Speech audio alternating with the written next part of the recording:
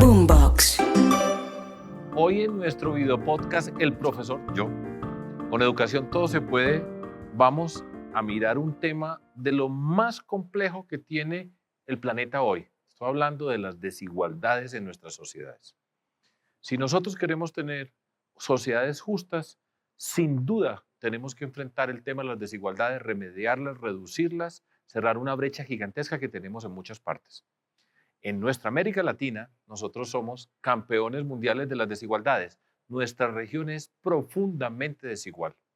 Y nosotros queremos mirar entonces, hoy, qué papel tiene que jugar la educación para mirar el tema. Y como todos los problemas que vamos a tratar y lo que vamos a conversar en este video podcast, queremos entender el problema. Hay que entender bien la dimensión de lo que está pasando, que muchas veces pasa desapercibida. Para hacer eso, voy a tener un video podcast donde dividimos en dos partes la conversación. La primera es con Lucila Berniel, de la CAF, el Banco del Desarrollo de América, donde vamos a revisar un estudio, los resultados de un estudio que hicieron el año pasado, en el 2022, donde estudiaron la forma como las desigualdades se heredan. Esto hecho en el contexto de Latinoamérica. Tiene mucho para decirnos y nos afecta a todos nosotros en Latinoamérica. Después de estar con Lucila conversando acerca de las desigualdades y la forma como se heredan en América Latina, vamos a conversar con el profesor Leopoldo Ferguson, un estudioso del tema de las desigualdades, y vamos a mirar qué pasa en Colombia. Él, junto con los profesores Mauricio García y Juan Camilo Cárdenas, presentaron un libro que se llama La Quinta Puerta. Y la expresión que acompaña al título, La Quinta Puerta, es cómo la educación está profundizando las desigualdades, que inmediatamente nos tiene que conmover, nos tiene que preocupar. ¿Cómo así que la educación está profundizando las desigualdades? Si las desigualdades, la educación tiene que ser una herramienta para enfrentarlas. Vamos a hablar con él, vamos a hablar de lo que descubrieron. Yo recomiendo ese libro y vamos a mirar con mucho rigor qué es lo que está pasando. Recuerden, tenemos que entender muy bien el problema para resolverlo. Y con estas dos conversaciones de hoy, vamos a dar un paso muy grande. Nos pueden ver y escuchar en todas las plataformas de streaming. Activen las notificaciones. Nos pueden seguir en nuestras redes sociales. Cuando uno piensa en desigualdad, muchas veces se le aparecen en la cabeza dos tipos de imágenes bien distintas. Una típica que se nos aparece es esa foto de un barrio informal, de esa barriada, con mucha precariedad en los servicios, contigua a esos barrios cerrados con grandes extensiones y piletas y piscinas y canchas de tenis y demás. Esa es una imagen típica de la desigualdad en América Latina, ¿sí? Hay otra imagen de desigualdad que se nos puede aparecer en la cabeza, que es esta de un campesino que se levanta muy temprano en la mañana, que se dedica a cultivar con esfuerzo, con esmero, su pedazo de tierra y que al final del día obtiene unos buenos rendimientos, versus su vecino, que es un poco más holgazán, se levanta más tarde y obtiene menos rindes de su cosecha. Pensemos, por ejemplo, en niños que viven en esos barrios informales. Las posibilidades de ejercer esfuerzo, de que, por ejemplo, prosperen económicamente o que les vaya muy bien en la escuela, son muy distintas a las posibilidades que tienen niños que viven en barrios más ricos. El camino al progreso de esos niños de barrios informales va a ser mucho más sinuoso, mucho más intrincado. Va a estar condicionado por muchas circunstancias que son ajenas al control de estos niños, ¿sí? Entonces, lo que nosotros encontramos en el reporte, y después de cuantificar el fenómeno de la desigualdad desde muchos ángulos, con muchas bases de datos y de distintas maneras, fue que justamente lo que domina la desigualdad, la alta desigualdad en la región, es la primera foto. Ese conjunto de circunstancias que condicionan el avance y el progreso de los hijos de personas más desaventajadas. Entonces, cuando la desigualdad proviene de estas fuentes, que nosotros podemos llamarle fuentes más inaceptables, ¿no? De la desigualdad versus las otras fuentes que parecen más aceptables, porque se conectan mucho al esfuerzo y al esmero. Cuando la desigualdad tiene esas fuentes tan inaceptables, comienzan los problemas sociales, comienzan los problemas de desarrollo. Sí, Entonces, la principal condición de desigualdad que nosotros tenemos en América Latina, si estoy equivocado o impreciso, me corriges tranquila, nació en un contexto pobre y la cancha, las posibilidades que tiene enfrente son de una dificultad gigantesca que no está asociada con la persona, el niño, la niña o su familia. Y entonces, por lo general, si es pobre, si no miramos con cuidado, se va a quedar pobre toda la vida. ¿Esto está bien o cómo lo dirías tú? Exacto. Es una gran forma de decirlo. Y puesto más en términos de números, si queremos, por ejemplo, para llevarlo al caso colombiano, pensemos en todas las personas que nacieron en la década del 80. Sí. Es decir, que tenían papás que en la década del 80 se convirtieron en padres, y comparemos la educación que reciben esos niños respecto a la que tenían esos padres. Bueno, encontramos que el 93% de los hijos de padres con educación media y alta también termina teniendo educación media y alta. Y que el 86% de quienes terminaron con educación baja provienen de papás o son hijos de papás que también tenían niveles educativos bajos.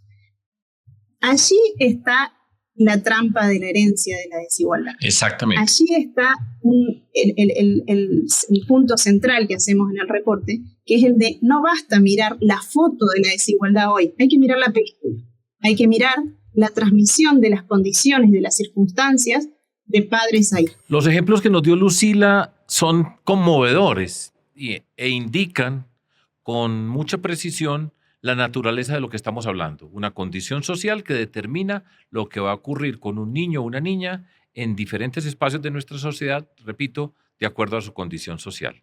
Nosotros no queremos que esto pase y efectivamente pasa, y no solamente pasa, sino que tiene implicaciones muy grandes para las desigualdades en general en nuestra sociedad. Nosotros queremos una sociedad donde cualquier niño o niña, por el hecho de ser niño o niña en nuestras sociedades, en nuestros países, en nuestra América Latina, en este planeta, tenga exactamente las mismas oportunidades que cualquier otra persona.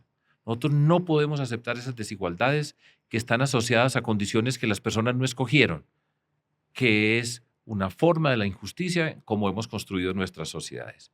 Entonces, con Lucila vamos a mirar, entender esos puntos neurálgicos para buscar soluciones, pero ténganlo en mente. Nosotros queremos que las personas puedan desarrollar una vida amable, que la educación, por supuesto, sea un factor que nos permite a la mayoría de las personas ser buenas ciudadanas, desarrollar nuestras capacidades y nuestros talentos, tener una buena vida en sociedad, ser buenas personas entre nosotros y con quienes nos relacionamos. Todo eso lo tenemos que buscar en este contexto de las desigualdades que estamos enfrentando. Entonces, sigamos con Lucila y exploremos ese camino. Bueno, nosotros en el reporte ensayamos una forma de pensar la desigualdad, porque la verdad que es un tema muy complejo. Pero estas tres formas que proponemos son tres canales que lo que hacen es vincular el bienestar de padres con el de hijos, casi automáticamente en algunos casos. Un canal central es el del capital humano, sobre el que seguramente vamos a volver, dado. Dejémoslo de último, y ahí nos quedamos en ese. El segundo, que es súper importante, es el de las oportunidades laborales, que el mercado laboral puede hacer por generar esa movilidad social o por reducir la desigualdad. Y el tercer canal tiene que ver con las posibilidades de acumulación de riqueza.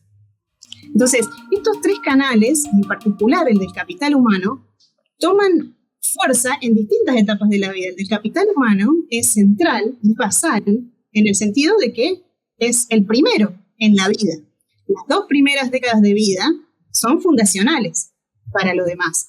Y mientras las posibilidades de formar capital humano sean distintas para personas que nacen en distintas familias, bueno, lo que vendrá después probablemente tratará de corregir o quizás agravar esas desigualdades que se generan temprano. Cuéntanos un poquitico los conceptos fundamentales, elementos fundamentales de capital humano, para que pasemos a nuestro tema. Exacto. Bueno, el capital humano es un término que acuñaron unos economistas en la década del 60 y el 70, que la idea que recoge es muy amplia, es esta idea de todas las habilidades cognitivas, no cognitivas y también del desarrollo físico, la salud de las personas, que las van a hacer productivas en los mercados laborales, o sea, que van a hacer que su esfuerzo y trabajo sea remunerable, o sea, haya personas interesadas por pagar un salario por ese capital humano. Entonces, tiene 3 dimensiones básicas. El desarrollo cognitivo, que todos entendemos y asimilamos, si se quiere, la idea de inteligencia o de saberes. El desarrollo socioemocional, que hace justamente a todo esto que llamamos habilidades blandas, que nos hace ser parte de una sociedad y de un grupo, y todo lo que tiene que ver con el desarrollo físico, que está muy conectado con la salud, ¿sí? Todas estas 3 dimensiones se desarrollan de manera secuencial, desde lo más básico a lo más complejo, desde habilidades muy sencillas para hacer cuentas matemáticas a habilidades muy complejas para demostrar un teorema. Desde situaciones donde los bebés se sienten en confort y cuidados en un ambiente protegido con su mamá, a ser capaces de desarrollar habilidades interpersonales y llevarse bien con colegas en el trabajo y ser capaces de producir en equipo. Desde desarrollar la capacidad y los elementos más básicos del cerebro y del cuerpo a mantener una vida saludable y larga, ¿no? Entonces, estas 3 dimensiones se desarrollan desde lo más básico a lo más complejo, pero además se complementan. Es como si fueran los pilares de una casa. El pilar cognitivo se cae si no se apoya en el socioemocional. Y el socioemocional se cae si no se apoya en la salud, ¿sí? Entonces, estos pilares, a la vez, se basan en unos cimientos muy, muy importantes y que vienen de la familia y que tienen que ver sobre todo con la mamá, con la salud de la mamá y la salud del niño al nacer. Entonces hay unos pilares, unos cimientos fundamentales y hay una progresión, una secuencialidad, si se quiere, en el desarrollo de estas habilidades que deben hacerse en conjunto para justamente a construir una pared alta y sólida que va a ser la del capital humano. Continúo la conversación con Lucila. Hay una expresión que se utiliza a menudo, el capital humano. A algunas personas les mortifica la expresión capital, pero es el equipaje que tenemos las personas en nuestra sociedad con el cual nos vamos a desempeñar y, por supuesto, equipaje en el que la educación tiene que ocupar el lugar preponderante. Y lo que vemos es que precisamente ese capital no está bien distribuido, que hay muchas personas, por razón de nacer en una situación particular, que no acceden a lo mejor que se puede acceder para tener igualdad en nuestra sociedad, para enfrentar las desigualdades con la educación. Hemos avanzado en muchas cosas, sin duda que hemos avanzado en muchos temas en el mundo de la educación. Por ejemplo, la cobertura en Colombia en particular es prácticamente total, con muchas dificultades, por supuesto, estoy simplificando, pero nos falta todavía lograr que la velocidad con la que vamos avanzando en nuestra sociedad, que en principio, repito, tenemos un avance, pero están avanzando más rápido los que más tienen. La educación privada de élite va avanzando mucho más rápido. Entonces, estamos avanzando todos, pero esta va mucho más rápido y lo que ocurre es que se amplían las desigualdades. Se están ampliando las desigualdades en nuestra sociedad y no puede ser. Sobre eso tenemos que hablar nosotros, tenemos que mirar con mucho rigor ese tema. Dentro de todo esto, por supuesto, para introducir otra componente que tratamos con Lucila, tiene que ver con la educación y el mercado laboral. ¿Cuántos jóvenes hoy en América Latina, en Colombia, sienten una gran frustración porque están estudiando y no están pudiendo vincularse a ese mundo laboral? Están estudiando temas que muchas veces no encuentran una expresión en un trabajo que buscamos para todas las personas. También tenemos que hablar de ese tema con Lucila, lo miramos, tiene que ver con la pertinencia, la educación y el mercado laboral. En otros videopodcasts vamos a profundizar muchísimo más, pero es bueno escucharla hoy. Esa es la paradoja del avance educativo en la región. Y te lo quiero vincular con algo que también preocupa, que es la desconexión del avance en la educación con el avance en los mercados laborales. Uno quiere traducir, exacto. Es un desacople, ¿no? O sea, y como los años de educación son cada vez más, pero esos años de educación no necesariamente rinden en los mercados laborales mucho para las personas, sobre todo más desaventajadas.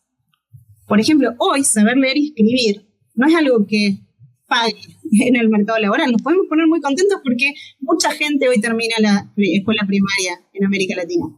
Pero esa es una aspiración muy baja, ¿no? para las demandas actuales de los mercados laborales, que además se van sofisticando día a día.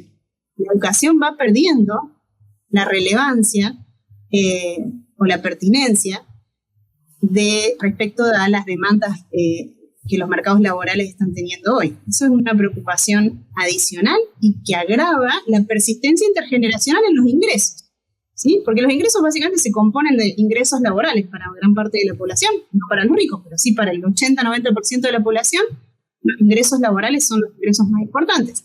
Y si mi educación no me abre las puertas de ingresos laborales mejores, bueno, justamente la persistencia en los ingresos se agrava por esa desconexión entre la educación y el mercado laboral. Con Lucila hemos venido entendiendo el tema de las desigualdades y cómo se heredan en América Latina. Ya hemos avanzado bastante, hemos mirado diferentes ángulos. Entonces la pregunta que sigue es, bueno, entonces ¿cómo hacemos? ¿Qué hacemos, Lucila? ¿Qué nos dicen ustedes para cambiar esa situación que estamos enfrentando con las desigualdades que se heredan en América Latina? Escuchemos a Lucila.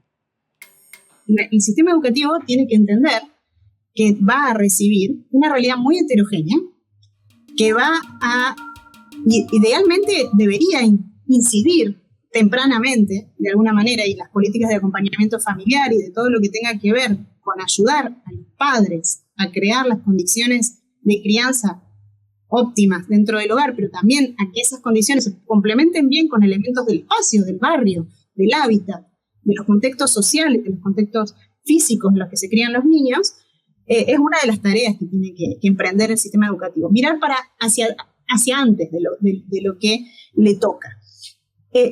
Lo que le toca desde el primer grado al último año de la escuela secundaria es algo que se ha estudiado mucho. ¿Qué hacer para mejorar la educación básica, no?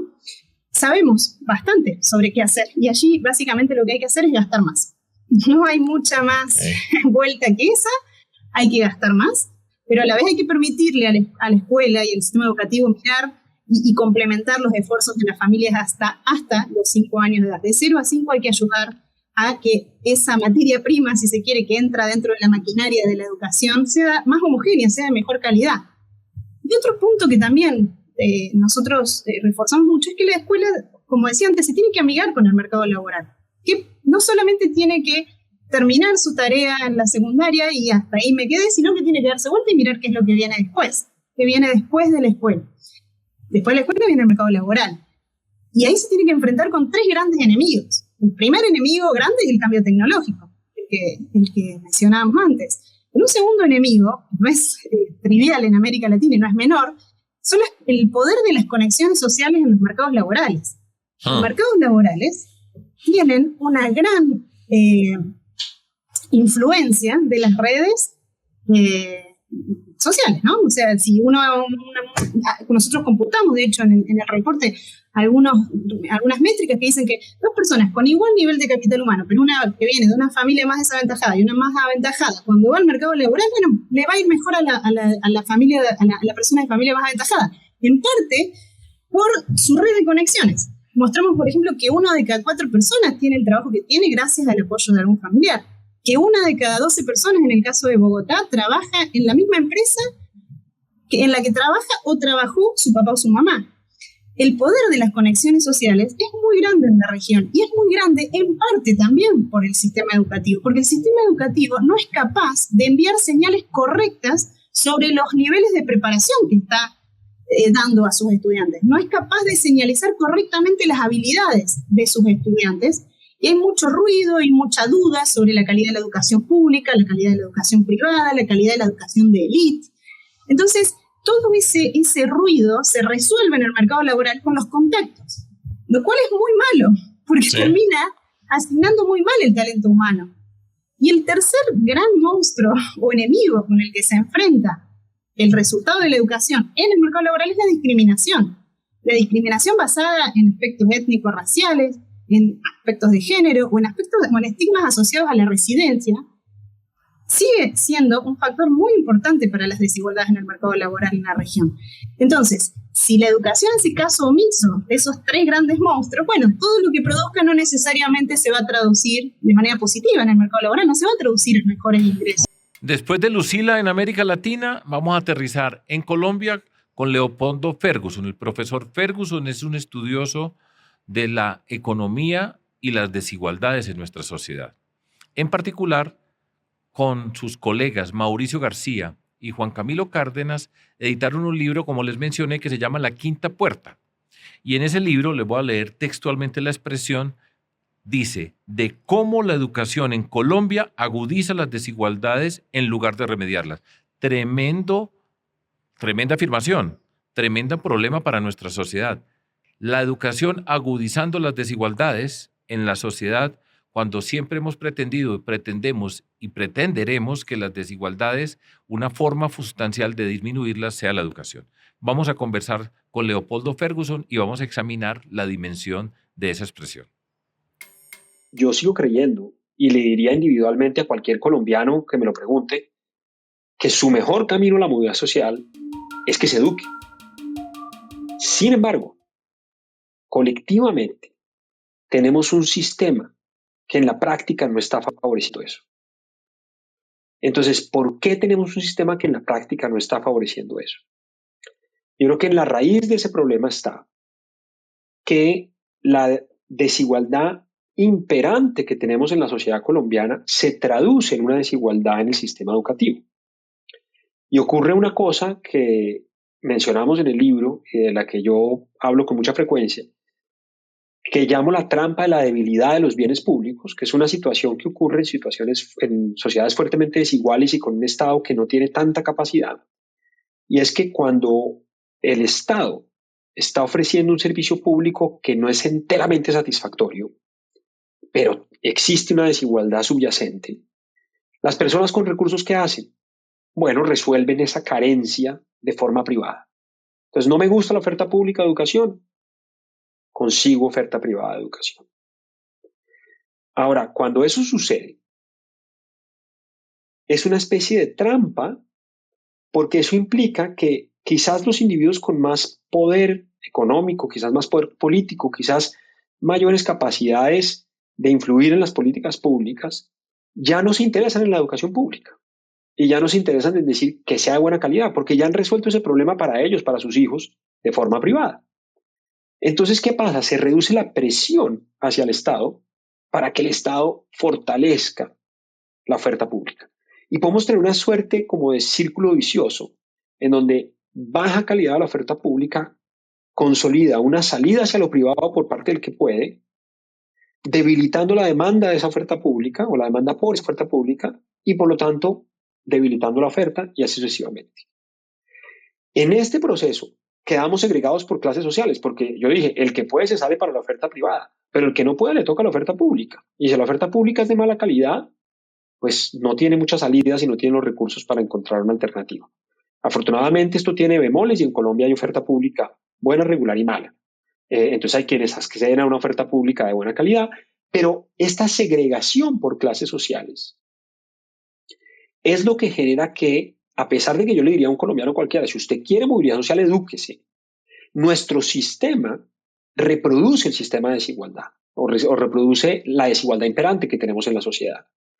Porque para ponerlo en términos muy simples, a pesar de los bemoles que tiene, suele ser que los ricos estudian con los ricos en colegios privados y los pobres con los pobres en colegios públicos.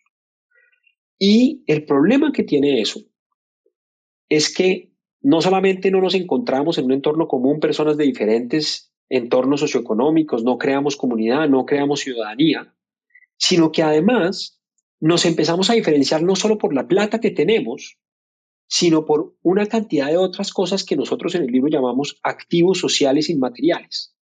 Y es, bueno, hay un grupo social privilegiado en Colombia que acumula de forma, digamos, más acentuada y más rápida que otro el conjunto de amigos, contactos, eso lo llamamos capital social, el conjunto de formas de ser, prácticas, incluso formas de hablar, ¿no? El acento gomelo que tiene cualquier ciudad de Colombia versus el acento no gomelo que tiene cualquier ciudad de Colombia. O capital simbólico. Digamos que, por decirlo de cierta forma, los ricos en Colombia no solamente tienen más plata, sino que tienen mucho más de estos otros activos sociales inmateriales. Y eso se convierte en una barrera para la movilidad social. Y la educación no está rompiendo eso. porque la educación no está haciéndonos juntar a todos en un entorno común, o por lo menos a más.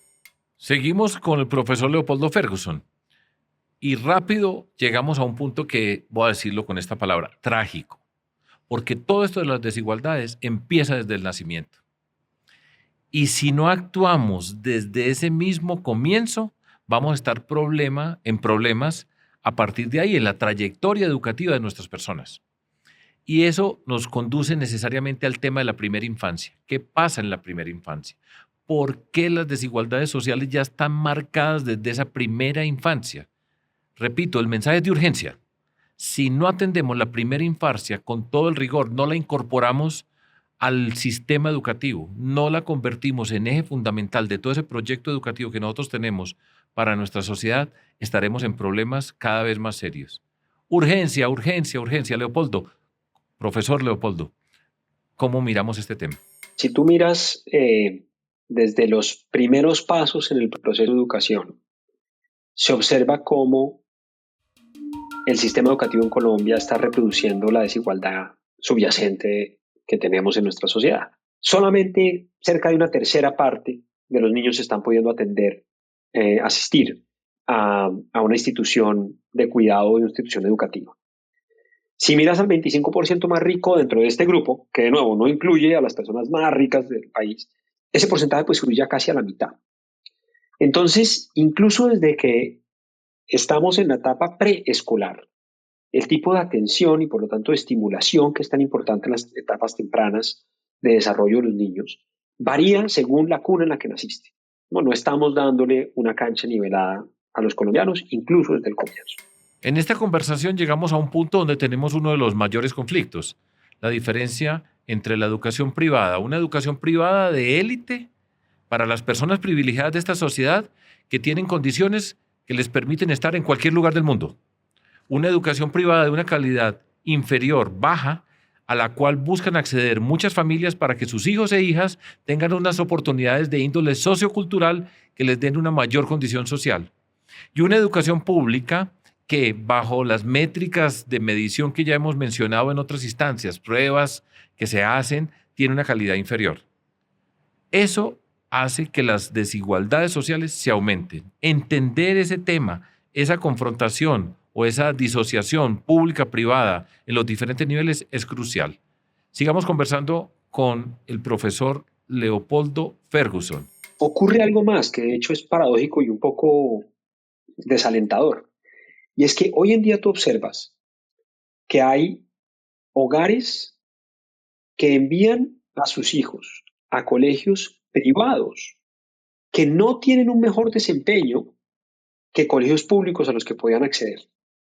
Solamente cuando logran pagar matrículas suficientemente altas en esos colegios privados, están accediendo de hecho a colegios privados de suficiente calidad para que realmente tengan un desempeño diferencial por encima de la educación pública. Entonces uno se pregunta, ¿por qué los hogares que están haciendo un esfuerzo por pagar una matrícula privada, no de estos lugares en donde tendrían una educación de extraordinaria calidad y definitivamente es algo mejor que la educación pública, sino de otros colegios que son colegios, digamos, más o menos regulares, que tienen un desempeño similar o incluso a veces inferior que el de la educación pública? ¿Por qué envían a sus hijos allá? Y la explicación seguramente es múltiple. Algunos querrán una educación religiosa, algunos simplemente no tendrán la información de que ese colegio privado resulta que no es tan bueno como la alternativa pública que está ahí disponible. Algunos tendrán otros temores.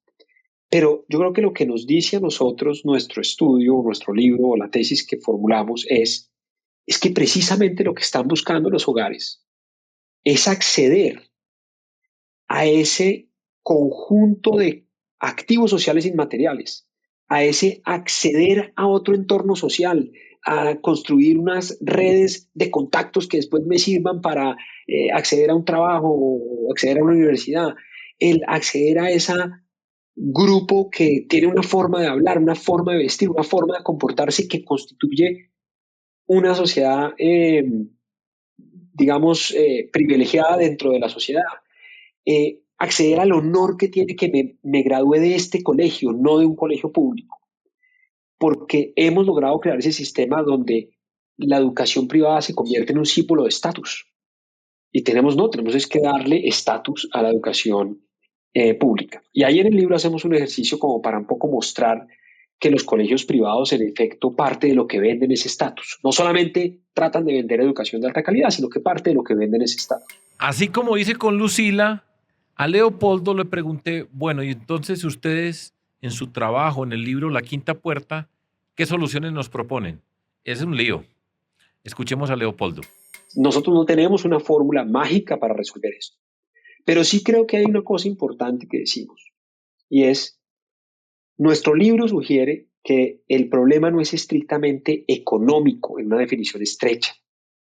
Es decir, lo que está pasando con la educación en Colombia no es únicamente que los colegios públicos tendrían que tener mejor calidad y para eso tenemos que ir a los expertos en educación del Banco Mundial y de las diferentes instituciones e investigadores que hacen experimentos en el campo para medir si lo mejor o lo más efectivo para destinar el próximo peso es gastarlo en un laptop, en capacitación a un maestro, en infraestructura, no sé qué. Todo eso lo tenemos que hacer.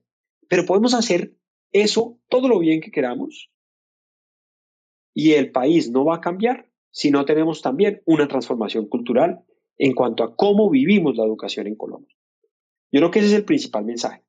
Porque imagínate tú que hacemos muy bien todos esos pasos y tenemos unos colegios maravillosos, pero seguimos teniendo que el que es muy rico sigue yendo a la educación privada y que el que es medianamente rico también sigue yendo porque cree que allá va a conseguir estatus. Y quizás consigue algo de estatus, pero como yo te estaba diciendo, tristemente muchos están haciendo ese esfuerzo y ni siquiera están consiguiendo buena calidad. Me queda muy difícil saber si están consiguiendo estatus, pero buena calidad de la educación en algunos casos no están consiguiendo. Entonces tenemos que lograr esa transformación cultural. ¿Cómo lo hacemos? Pues hay que lograr esa consolidación política, ese acuerdo colectivo de que la educación pública es una prioridad, de que es valiosa, crear algunos quizás espacios iniciales de colegios públicos absolutamente ejemplares de enorme excelencia, de los cuales uno se sienta honrado de hacer parte de él como profesor, pero también como estudiante, etcétera, y que eso se replique y se multiplique. Después de conversar con Lucila Berniel y Leopoldo Ferguson, tenemos una muy buena idea acerca de la dimensión del problema que tenemos en América Latina y en Colombia en particular entre desigualdades y el sistema educativo para enfrentar esas desigualdades. Es un reto grandísimo el que tenemos, dificilísimo, complejísimo, y lo vamos a abordar en muchas de las ediciones de nuestro video podcast de diferentes maneras. Solamente quiero reiterar lo siguiente: nosotros tenemos que construir sociedades justas y esas sociedades justas pasan por enfrentar, reducir, disminuir las desigualdades. Y la educación tiene que ser piedra angular en ese proyecto de país que nosotros tenemos que vivir en Colombia o en América Latina. La educación como eje de la transformación. En ese sentido, entonces, pues vienen más episodios. Les quiero recordar, no se les olvide, estamos con el video podcast, el profesor, yo. Con educación todo se puede. Y la invitación, por supuesto, es a que nos acompañen, nos vean, nos escuchen en todas las plataformas de streaming, que activen las notificaciones, que nos sigan en nuestras redes sociales. Si nos quieren escribir, mandar mensajes, sugerencias, con todo el gusto. Nos faltan muchos temas y vamos a avanzar desde muchos ángulos. Entonces nos interesa saber ustedes qué piensan.